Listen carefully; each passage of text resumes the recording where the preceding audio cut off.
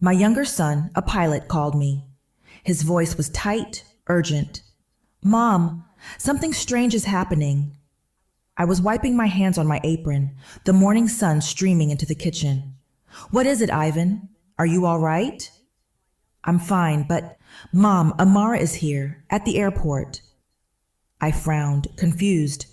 I glanced up the staircase. Honey, that's impossible. Amara is upstairs. She just told me she was going to take a shower. His voice dropped to a whisper, sharp with intensity. No, Mom. That's what I'm trying to tell you. I have her passport in my hands. She just boarded my flight to France. A cold dread washed over me. The water upstairs suddenly shut off. I heard footsteps on the landing. Amara's soft, sweet voice floated down. Who is it, Mom? Hello, everyone. Before we continue, tell us where you're watching from. It keeps our stories alive. I looked up at my daughter-in-law, her hair damp and wrapped in a towel, her house robe pulled tight. My heart was pounding so hard I thought she could hear it. Just a friend, dear. I stammered into the phone. A wrong number. Ivan was still speaking, but I wasn't listening. I was staring at Amara's smile. It was the same smile she'd given my son Stephen on their wedding day. It was the same smile I trusted for 7 years. I hung up on Ivan, my hand shaking. Everything all right? Amara asked, tilting her head. Fine, dear. Everything is fine. She nodded, that easy smile still in place. Good. I'm going to the market. Do you need anything? She breezed past me, smelling of lavender and soap. I leaned against the counter, the silence of the kitchen pressing in on me. If my daughter-in-law was in my house, who had my son just watched get on a plane? And if Amara was on that plane, who was the woman I had just lied to? I stood frozen, the phone receiver still cold in my hand. My world, so solid just a moment ago, had suddenly tilted on its axis. I watched her walk down the driveway, her steps light and carefree. The wicker basket she always carried swung gently from her right hand. Or was it her left? I couldn't remember. I, Stella Brooks, am 65 years old. My husband, Raphael, God rest his soul, passed away 10 years ago. He left me with this quiet house in Phoenix and 2 sons who are my entire world. Stephen, my oldest, is an architect. He's a good man, steady and kind, always buried in blueprints that I pretend to understand. He's the rock of our family. Ivan, my youngest, is the adventurer. He's the pilot who just called, the one who dreamed of the sky since he was a boy and actually went out and claimed them. His voice is my sunshine. My life revolves around this home. It revolves around Stephen's little family, his wife, Amara, and my grandson, Matthew. Until this morning, it was a peaceful, orderly life. Amara, my daughter-in-law. I remember the day Stephen brought her home. She was a vision. She came from a family with humble beginnings, but she carried herself like royalty. She was beautiful, yes, but more than that, she was capable. She organized the church bake sale, remembered everyone's birthday, and kept Stephen's life running as smoothly as a well-oiled machine. You're so lucky, Stella, my friends at the Sunday service would tell me. She's the perfect daughter-in-law. And I believed them. I truly did. I sank into my armchair, the one Raphael used to sit in. The house was silent again, save for the ticking of the grandfather clock in the hall. I tried to reason with myself. Ivan must have been mistaken. It must have been someone who just looked like Amara. A simple, logical mistake. But Ivan was not the type to make mistakes. He was a pilot. His life and the lives of hundreds of others depended on him being precise. I have her passport in my hands. A seed of doubt, cold and hard, settled in my chest. I started to think back, sifting through the last few months. Were there signs? Had I missed them? I dismissed her changing moods as the stresses of a young mother. Some days, Amara was all sweetness and light, singing lullabies to Matthew and bringing me tea without my asking. Other days, a shadow would pass over her. She would be sharp, irritable. Her voice, usually so melodic, would turn brittle. "Mom, you put the salt shaker in the wrong place," she'd snap. I always chalked it up to fatigue. We all have our bad days, I tell myself. But now, those bad days felt different. They felt intentional. I was lost in these thoughts when the front door burst open and Matthew ran in, his backpack bouncing. He was 7 years old, all energy and bright, innocent eyes. He threw his arms around my legs. "Grandma, I got a gold star." I hugged him tightly, forcing a smile. "That's my smart boy." I tried to push the dread away to focus on him. He sat at the kitchen table, pulling out his homework. He was quiet for a long time, just coloring. Then he looked up at me, his little brow furrowed in concentration. "Grandma?" "Yes, honey?" He put his crayon down, his voice small. "Why is Mommy sometimes nice and sometimes mean?" The air left my lungs. I stared at him, my forced smile crumbling. "What do you mean, sweetheart?" "Sometimes she hugs me real tight," he whispered, as if afraid of being overheard. "And sometimes she doesn't even look at me." Matthew's words hit me with the force of a physical blow. I knelt in front of him, taking his small hands in mine. "Honey, Mommy loves you very much. Sometimes she's just tired." He shook his head, his lower lip trembling. "No, Grandma, it's not tired. It's different." He pointed to his homework notebook, open on the table. "Look." He pointed to a page of neatly written letters. "See? Yesterday, Mommy helped me with my homework with her right hand. Her writing was so pretty." He flipped the page. The letters were crooked, slanted. Today she used her left hand, and it came out all ugly, and she was mad. My blood ran cold. I looked at the two distinct sets of handwriting. He was right. They weren't just different in neatness. They were fundamentally different, as if written by two separate people. I had always known Amara to be right-handed. She wrote in her recipe book with her right hand. She signed birthday cards with her right hand. I'd admired her elegant script. That evening, the house felt different. The air was thick with unspoken questions. Stephen came home, kissed Amara, and ruffled Matthew's hair, oblivious to the storm brewing inside me. We sat down for dinner. I watched Amara like a hawk. I pretended to be calm, passing the mashed potatoes, but my eyes were fixed on her hands. She was serving salad, scooping the lettuce with her left hand. "Honey," Stephen said, not looking up from his plate. "How was your day?" "It was fine," Amara replied, her voice smooth. "Just the usual. Went to the market." She picked up her fork with her left hand. My heart hammered against my ribs. I looked at Stephen, waiting for him to notice. He just nodded, talking about a new building contract. He saw nothing. I felt utterly alone. I was the only one in this house who saw the cracks in the mirror. I was the only one who realized the woman at our table might be a stranger. Later that night, I was tucking Matthew into bed.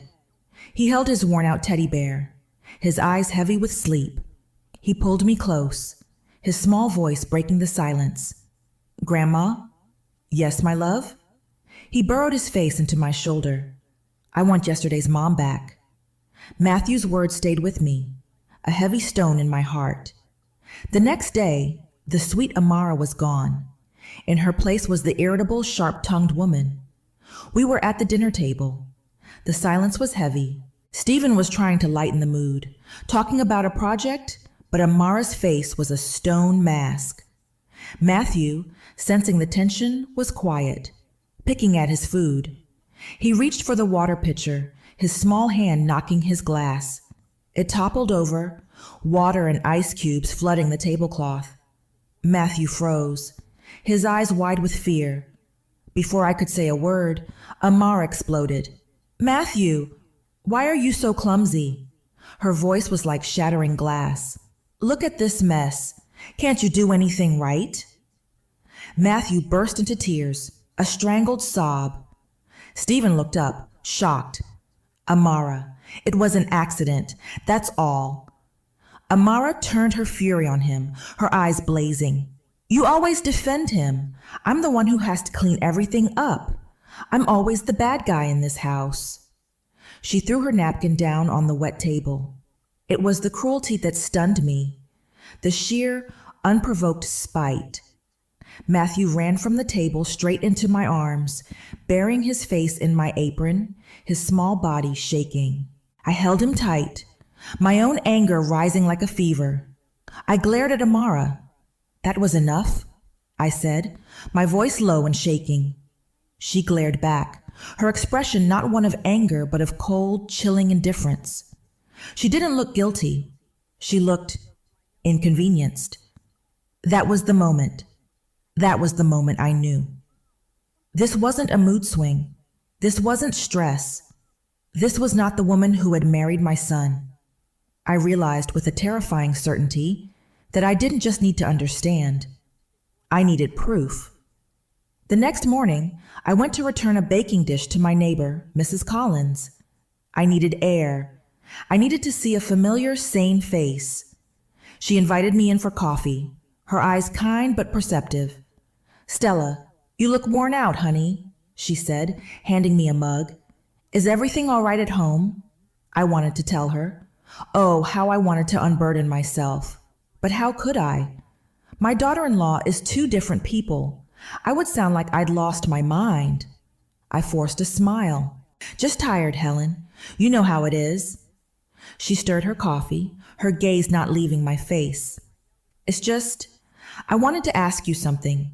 Is Amara okay? My hand stilled, the mug halfway to my lips. What do you mean? Well, it's the strangest thing, she said, lowering her voice. You know, just 2 days ago, I saw her at the mailbox.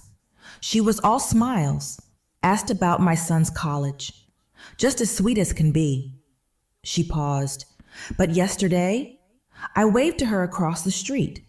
Stella, she looked right through me, like I was a stranger, didn't even crack a smile. My heart did a slow, painful flip. She must have been in a hurry, I whispered, the words tasting like ash. Maybe, Mrs. Collins said, unconvinced, or maybe I'm just an old gossip. I left her house, my mind spinning.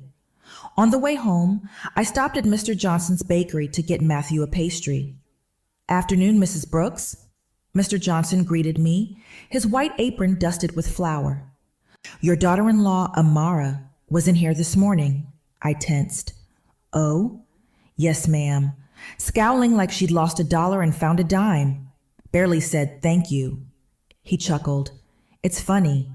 Last week she came in and said my bread was the best in Phoenix. Sweetest thing. People are strange, I tell ya. I paid for the pastry, my hands trembling. It wasn't just me. It wasn't just Matthew. Mrs. Collins saw it. Mr. Johnson saw it. The sweet Amara and the sour Amara were known to the whole neighborhood. I rushed home, my heart pounding a sick rhythm. I went straight to my bedroom, to the old cedar chest where I keep my linens. From the bottom, I pulled out an old leather-bound notebook. One Raphael had given me years ago. I sat at my desk, opened it to the first clean page, and began to write. Date, Ivan's call, flight to France, passport, 2 handwritings, right, neat, left, messy. Matthew, yesterday's mom, Mrs. Collins. Looked right through me, Mr. Johnson. Sweetest thing versus scowling. I felt like a spy in my own home. Every word I wrote made the betrayal more real, more terrifying. I was documenting the fracture of my family. I was so focused, I didn't hear the footsteps in the hall. What are you writing, Mom? I jumped, slamming the notebook shut, my heart leaping into my throat. Amara stood in the doorway, a laundry basket on her hip. Her eyes flickered from my face to the closed book. Just an old recipe, dear, I said, my voice thin and high. She stared at me for a long, cold moment. Then she gave a small, tight smile that didn't reach her eyes. Uh-huh. Well, dinner's at 6. She turned and walked away, leaving me to my shaking hands and my book of secrets. I couldn't breathe in that house. Not anymore. The weight of the notebook in my drawer felt like a tombstone. I was drowning in silence, and the only person who had ever truly understood my fears was Carol. Carol has been my best friend for 40 years. She is pragmatic, sharp, and does not suffer fools. I called her, my voice trembling. Carol, can you meet me? At the coffee shop, now. She didn't ask questions. I'm on my way. I sat in our usual booth at the corner perk, the Formica table cool beneath my palms. The smell of roasted coffee, usually so comforting, did nothing to calm my nerves. Carol slid into the seat opposite me, her eyes already searching mine. Stella, you look like you've seen a ghost. I didn't answer. I just slid the leather notebook across the table. What's this? Your secret memoirs? She asked, a small smile on her face. The smile faded as she opened it. She read the first page, then the second. I watched her expression change from curiosity to concentration, and then to a hard, cold anger. She read every word. Ivan's call. 2 handwritings. Mrs. Collins, Mr. Johnson. When she finished, she closed the book slowly. She looked up at me, and there was no pity in her eyes, only fire. And you're asking me if you're going crazy? Carol, I don't know. Don't you dare. She cut me off, her voice low. Your gut is screaming at you. This isn't stress. This isn't a mood. She tapped the cover of the notebook. This is a plan. This is organized. But what do I do? I whispered, tears finally welling in my eyes. She's my son's wife. She's Matthew's mother. Carol leaned in close. You are a mother too, Stella, and a grandmother. Your loyalty is to them, to the truth. She placed her hand over mine. It was strong and steady. Keep writing. Write down every single thing, every time she leaves, what she wears, which hand she uses. Her eyes hardened. And the next time she leaves that house, you follow her. Follow her? The thought made me sick. You have to, Carol said, her voice leaving no room for argument. You have to protect your family, Stella, even if it means finding a truth you don't want to know. I nodded, a new cold resolve settling over me. She was right. I wasn't just a confused old woman. I was a protector. And it was time to find out what I was protecting my family from. I waited for 3 days. 3 days of forced smiles and polite dinner conversation. The notebook in my drawer grew heavier with new entries. Monday, 10 a.m., Sweet Amara. Helped Matthew with a puzzle, right hand. Monday, 4 p.m., Sour Amara. Argued with a delivery driver, left hand. I felt like I was living with a time bomb. Then, on a hot Tuesday afternoon, my chance came. Stephen was at work. Matthew was at school. Amara came downstairs, but not in her usual house clothes. She was wearing a bright yellow floral dress I had never seen before. She had makeup on. Her hair was done. Going to the market, Mom, she said, her voice light and breezy. She grabbed her purse, not the wicker market basket. My heart kicked against my ribs. This was it.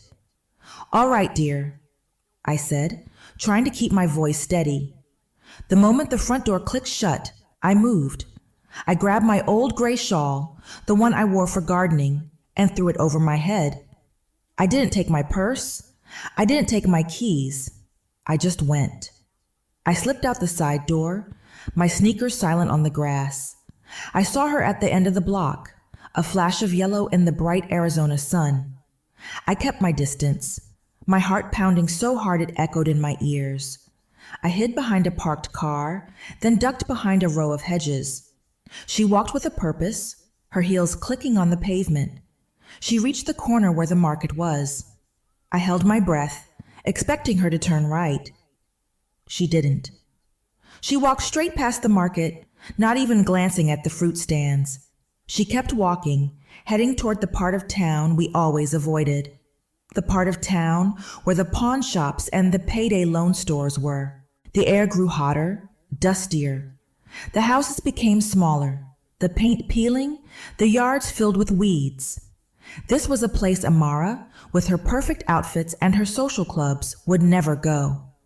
She turned into a narrow, dirty alley. I hesitated, my body screaming at me to go back to the safety of my home. You have to protect them. Carol's voice. I pulled the shawl tighter around my face and followed her. The alley smelled of garbage and stale beer. I hid behind a stack of old tires, then a large dented dumpster. Amara didn't look back. She seemed to know exactly where she was going. She stopped in front of a dilapidated wooden door. Number 14. There was no mailbox, no welcome mat, just a single cracked window. She knocked. A soft, specific rhythm. Tap, tap, tap. The door opened a crack, and she slipped inside, disappearing from view. I stood there, my back pressed against the rough brick wall. I waited. The sun beat down on the alley. A dog barked in the distance.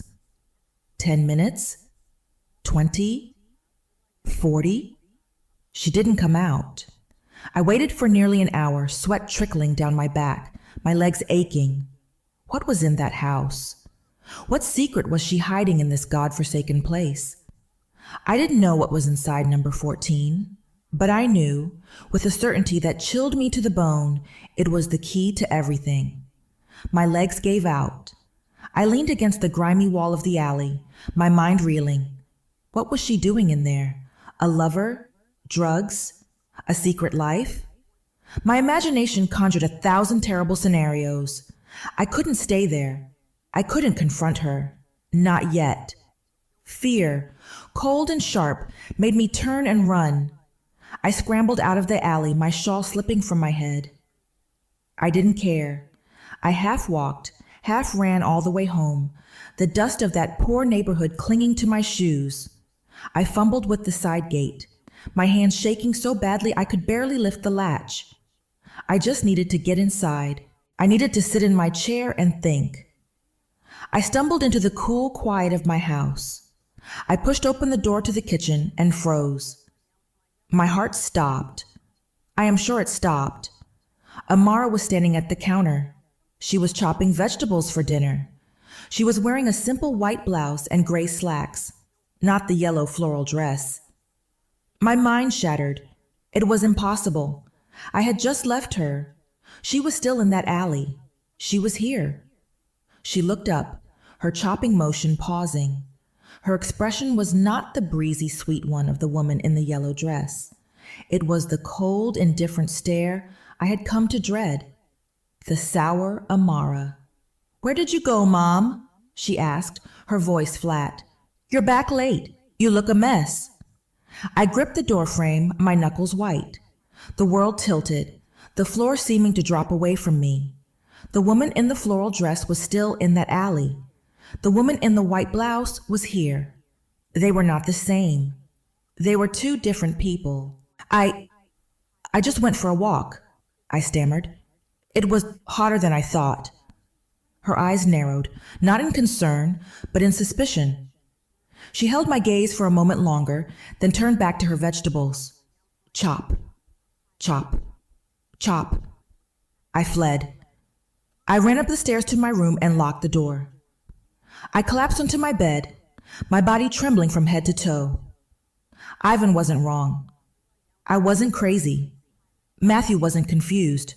There were two of them. I didn't sleep.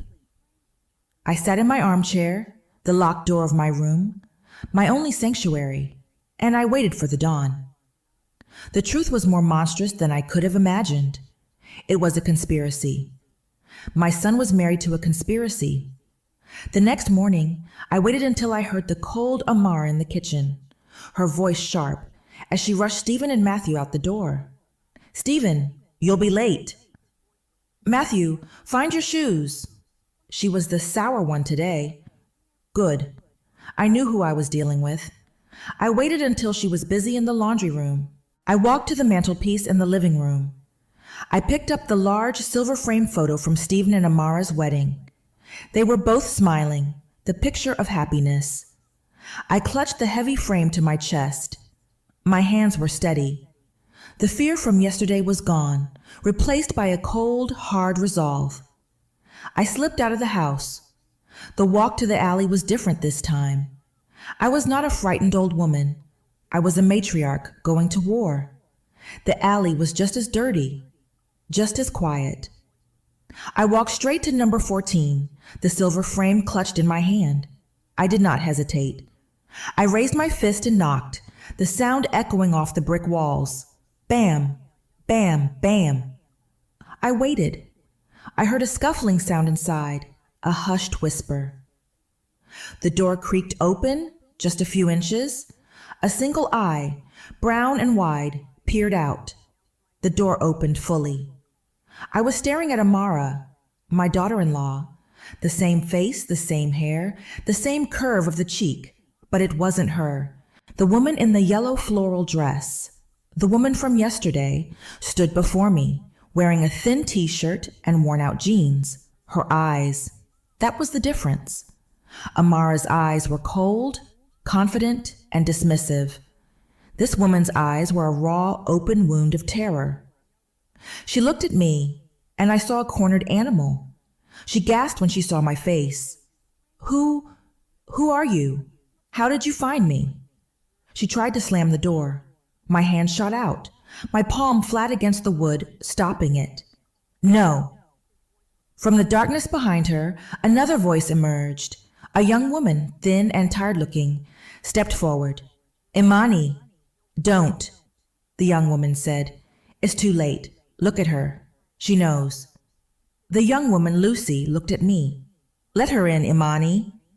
Imani shrank back, her terrified eyes fixed on the photograph in my hands. I stepped across the threshold, into the small, poor room. I held up the wedding photo. "Who are you?" The room was small and smelled of disinfectant and old soup. An old man coughed weakly from a cot in the corner, a sound that seemed to shake his frail body. Imani, the woman with Amara's face, was trembling so hard she could barely stand. She just stared at the photograph, tears welling in her eyes. The other woman, Lucy, guided me to a rickety wooden chair. "Please sit down," she said, her voice weary.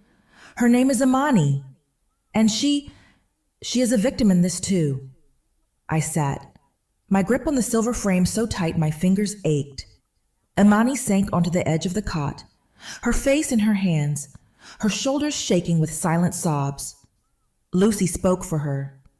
"Imani is desperately poor, Mrs. Brooks," she said, gesturing to the sick man on the cot. "That's her adoptive father. Her mother is in the back room, just as sick. They have no money, no insurance, the medical bills. They're drowning."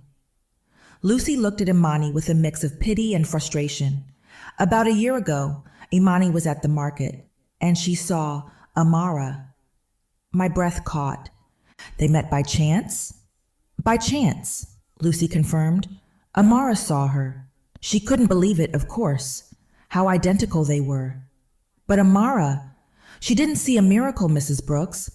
She saw an opportunity." A cold dread crept up my spine. Amara followed Imani home. She saw the poverty. She saw the desperation. And she made her an offer. "What offer?" I whispered, though I already knew.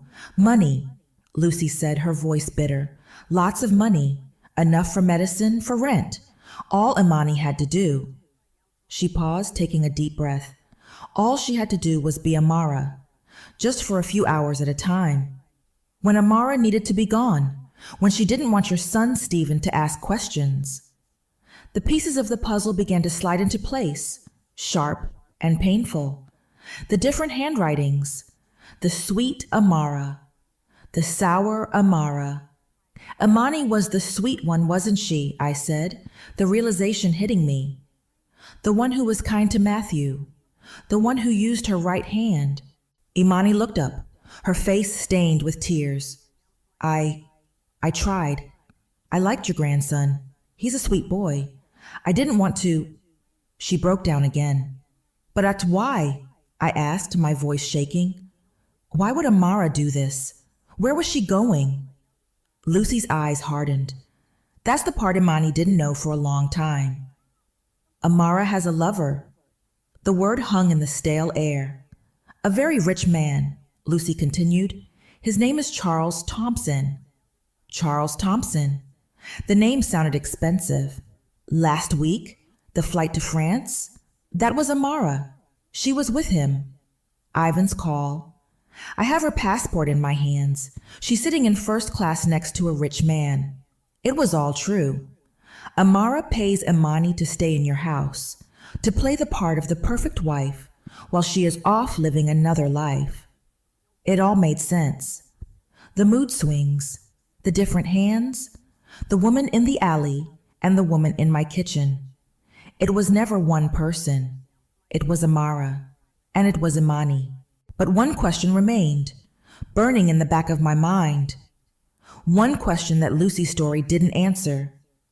I looked at Imani's face, a perfect mirror image of my daughter-in-law. Why? I whispered, more to myself than to them. Why do they look identical? Imani shook her head, fresh tears rolling down her face. I don't know, she sobbed. I asked her, the first time we met, I said, you look just like me. She just laughed. She said it was a crazy coincidence and changed the subject. Lucy pointed to a curtained-off area in the back. Her adoptive mother, Mrs. Jones, is in there. Maybe she knows. The sick man on the cot, Mr. Jones, was asleep, his breathing shallow. I walked past the curtain. A frail woman, thin as a bird, lay on a small cot. Her hair was white and sparse, her eyes clouded with age and sickness.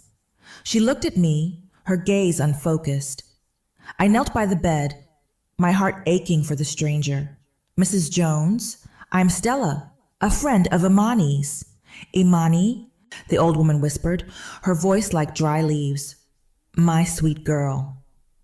Mrs. Jones, I said gently, I need to know. Where did you get Imani? Her eyes drifted, searching for a memory. I was a nurse, so long ago, at the county hospital.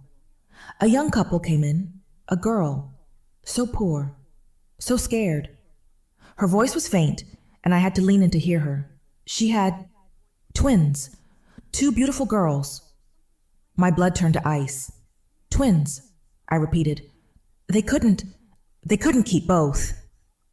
Mrs. Jones whispered, a tear tracing a path through the wrinkles on her cheek.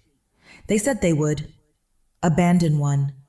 Just leave her. I couldn't let it happen. I couldn't. So I took her. I said I would raise her. That was my Imani. I was speechless, the magnitude of the story stealing my breath. Did you know the family? I asked, my voice trembling. Did you have a name? No, she breathed. They were gone by morning. I filed the papers to make her mine. The papers, I said. Do you still have them? Any paperwork? Her thin, frail hand lifted, pointing to an old wooden box on a dusty dresser. In the box. My hands were shaking. I went to the dresser and opened the lid. Inside, beneath a few old baby clothes, was a yellowed folded envelope. I pulled out the document. Certificate of live birth. It was a hospital record. Female infant and a date of birth. My eyes scanned the paper, and then they locked on the date. October 23rd. My heart stopped. I knew that date. It was Amara's birthday. I had baked a cake for her on that exact date, just last year. I had seen it on her wedding invitation. It wasn't a coincidence. It wasn't a chance resemblance. They were sisters, twins, separated at birth, and Amara knew. My God, I whispered, the paper rattling in my hand. I turned to Imani, who was watching me with wide, uncomprehending eyes. She's your twin sister, I said, my voice breaking. She's your sister. She found you, and she used you. Imani's face crumpled. The word sister hit her with the force of a physical blow. No, she whispered, shaking her head in disbelief. No, she would have told me. She wouldn't. No, she would, I said, my voice hard with a certainty that chilled the room. She found you. She saw you were in trouble. And she didn't see a sister to help Imani. She saw a tool to use. The truth, naked and ugly, settled between us. Imani broke down, not in fear this time, but in a deep, agonizing grief. This was a betrayal that cut deeper than poverty, deeper than sickness. This was the theft of a family she never knew she had. I looked at this young woman, this mirror image of the monster who had infested my home, and I felt no anger toward her, only a deep, profound pity. She betrayed us both, I said softly, kneeling beside her. I took her hand. It was rough from work, not soft and manicured like Amara's. Amara has stolen my son's life. She has stolen my grandson's mother, and she has stolen your identity. I squeezed her hand.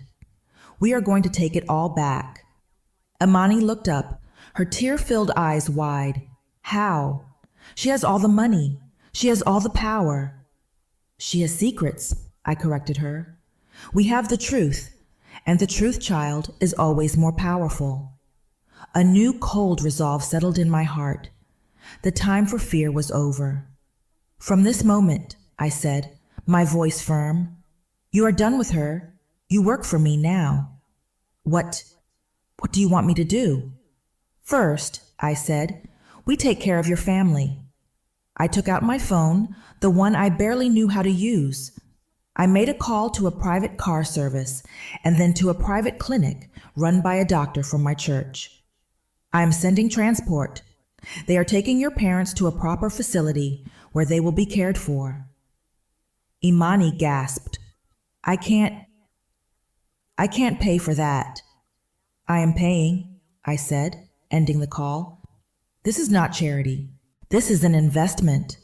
I'm investing in the truth. Now you will do exactly as I say. I laid out the plan. It was simple. It was brutal. The next time Amara contacts you, you will agree to switch. You will be Amara in my house. And you will help me set a trap. I left that small, dark room, but I was not the same woman who had entered. I was not a victim. I was a general. I went home. The sour Amara was in the living room, reading a magazine, looking bored. She looked up, her eyes cold. You were gone a long time. Yes, I said, walking past her. I was visiting a sick friend. I went to my room and made one more call. Ivan, it's Mom. I need you home. Tomorrow night, 7 p.m. Don't be late. Mom, is everything... And Ivan, bring that passport. The next day was a blur of preparations. I went to the market and bought the ingredients for Stephen's favorite meal. Roast beef, garlic potatoes, green beans, and a chocolate cake. I was preparing a feast, a last supper. Imani arrived at 4 p.m. just as planned. The real Amara had called her. A last-minute emergency that required a switch. He's in town, Amara had said, her voice giddy. I have to see him. Imani, playing her part, had agreed. Imani was now in my kitchen, wearing Amara's clothes. She was terrified. I don't know if I can do this, Mrs. Brooks. She's my sister. She stopped being your sister when she paid you to be her alibi, I said, handing her a wooden spoon. Stir this, and try to look like you belong here. Stephen and Matthew came home. Matthew ran to Imani. Mommy, you're the nice mommy today. He hugged her legs. Imani froze, then looked at me, her eyes filled with tears. I nodded. She knelt and hugged him back, burying her face in his hair. Yes, honey, I'm here. We were a parody of a family. Stephen, oblivious, kissed her. Smells good in here. Thank you, dear, Imani whispered, her voice a perfect imitation of her sister's. My son, living a lie, and he didn't even know it. The clock ticked toward 7. I set the table, the good china, the silver. My hands were perfectly steady. Imani, who was supposed to be Amara, was in the dining room. Stephen and Matthew were washing their hands. I was in the kitchen, checking the roast, my heart a cold, heavy stone. The doorbell rang. Imani, who was serving Matthew his cake, dropped the plate. It shattered on the hardwood floor. Stephen and Matthew turned to the door. It burst open. The real Amara stood on the threshold. She was not in a house dress. She was wearing expensive jeans and a silk blouse, a designer handbag on her shoulder. Her eyes, cold and furious, swept the room. They landed on Imani. What is she doing here? Amara's voice was a low snarl, nothing like the sweet tones my son knew. Matthew let out a small, terrified squeak. 2 moms, he whispered, his eyes wide, and he scrambled to hide behind Stephen's legs. Stephen was frozen, his face a mask of utter disbelief. He looked from the cowering Imani at the dining table to the furious Amara at the door. Amara, Mom, what is this? Amara let out a laugh. It was a high, cruel, terrible sound that echoed in the dining room. Oh, Stephen, she sneered, stepping inside and letting her bag drop to the floor. Your mother, she's finally lost her mind. I stood up, my hands gripping the back of my chair. Amara, you will not— Be quiet, old woman, she snapped. She turned to the Stephen, her face a perfect mask of victimhood. Honey, your poor senile mother. I told you she was getting worse. What are you talking about? Stephen stammered, his eyes darting between the 2 identical women. This! Amara pointed a manicured finger at Imani, who was trembling. She found this trash from the gutter, and she's been paying her. Paying her for what? Stephen's voice was barely a whisper. To impersonate me, Amara shrieked. She's been trying to replace me. She's obsessed. I told you she was following me. I told you she was writing things down. She's crazy. The lie was brilliant. It was so monstrous. It had to be true. I was the villain, the jealous, crazy mother-in-law. Stephen turned to me, his eyes filled with a dawning horror, a terrible, suffocating doubt. Mom, he pleaded, is that true? Did you hire her? He wanted to believe Amara. It was the easier path. In that moment, I wasn't his rock. I was the one bringing chaos, the one who had terrified his son. Amara smiled, a slow, triumphant smirk. She had won. She had turned my own son against me. She belongs in a home, Stephen, Amara said softly, walking toward him, her hand outstretched. It's time, for her own good. I felt the room close in. I had lost. I had exposed the truth, and in doing so, had been painted as the liar. I looked at Amara's victorious face, sneering at me over my son's shoulder. I took a slow, steadying breath. The house was silent, save for Matthew's quiet sobs.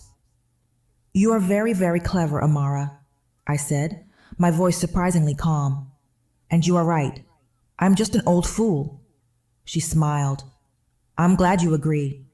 But you forgot one thing, I said, turning my gaze to the open front door. I may be old, but my son Ivan, he isn't.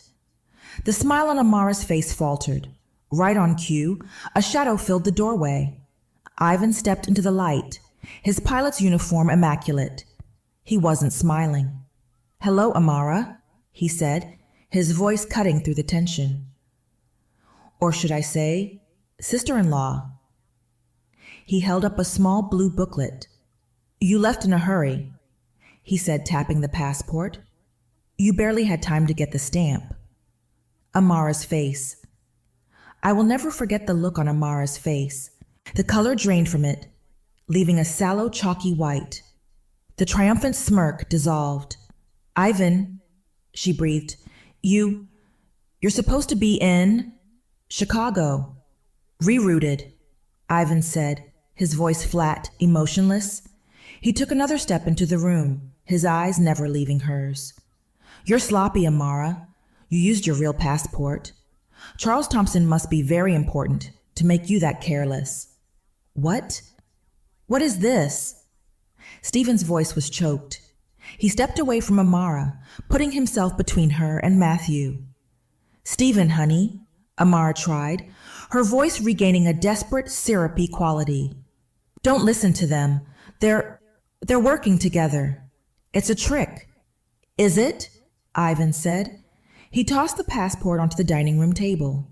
It landed with a soft thud next to the shattered plate.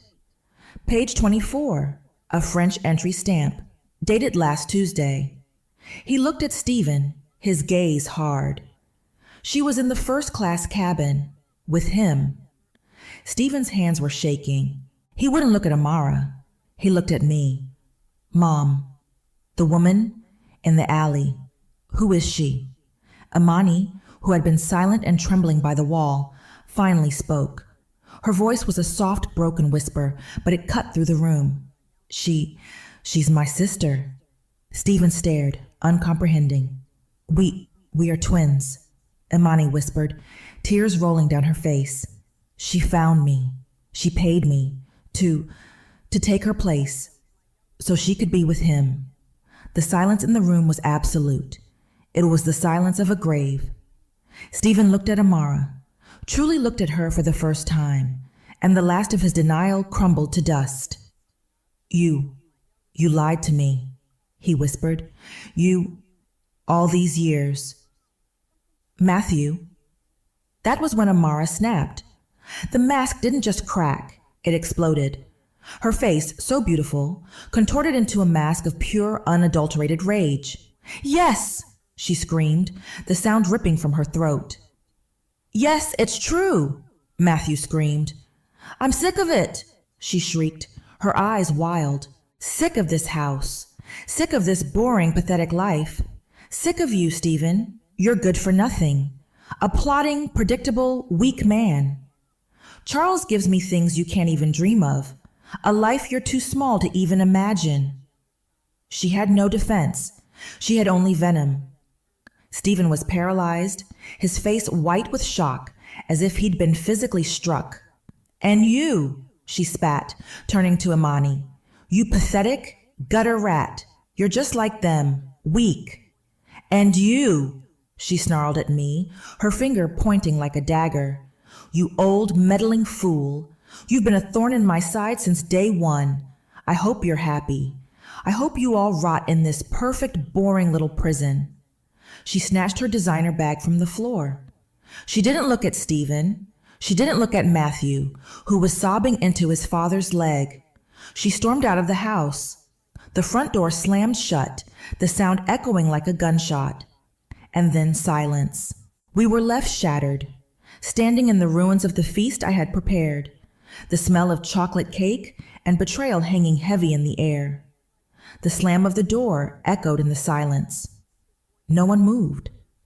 Matthew had stopped crying. He was just a small, hiccuping shape hidden behind his father. Stephen was a statue carved from ice. He stood staring at the door, his face completely blank, as if Amara had taken all the light and sound from the world with her. Ivan was the first to move.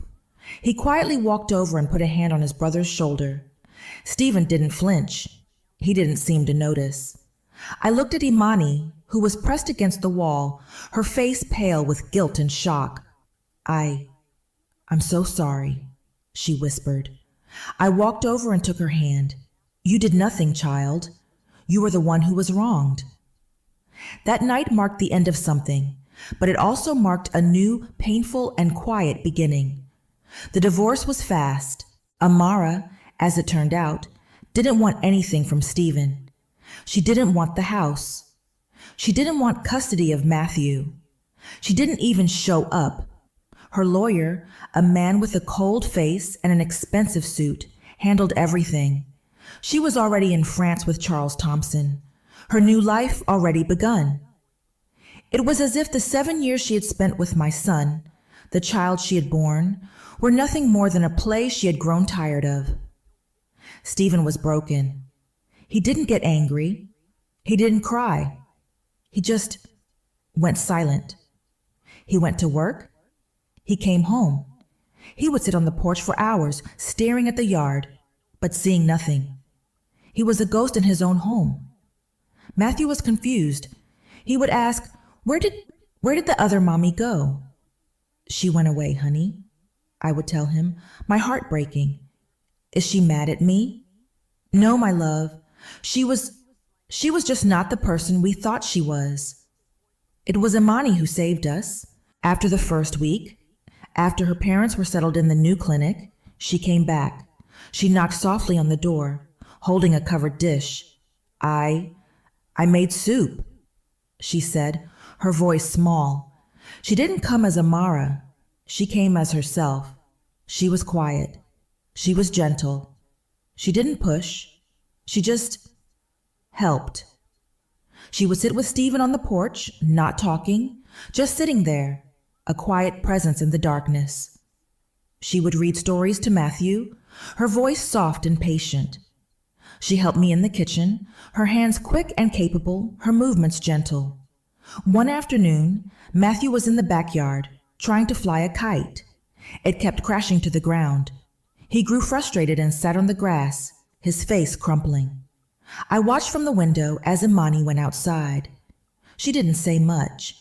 She just knelt beside him, helped him fix the tail, and showed him how to catch the wind. They ran together, laughing, as the kite finally soared into the bright blue sky. I heard his clear, happy shout. Look, we did it, Mom. He ran and hugged her legs. Imani froze. She looked at me through the window, her eyes wide with panic. I just nodded, tears streaming down my face. She knelt and hugged him back, burying her face in his hair, and I knew a wound had just begun to close. It took time. Healing is not a lightning bolt. It is the slow, steady growth of a new leaf. I watched Stephen watch her.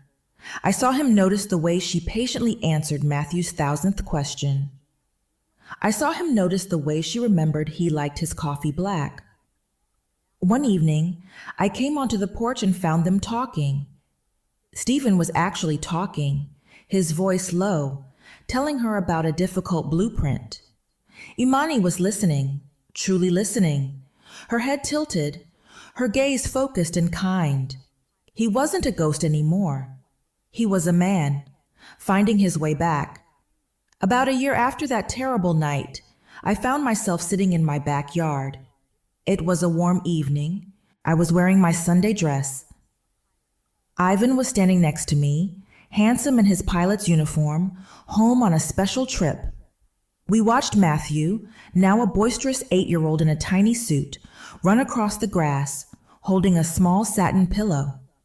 He was the ring bearer. Stephen stood under the old oak tree. He was wearing a dark suit, his shoulders straight, his eyes clear. He was smiling, a real, genuine smile.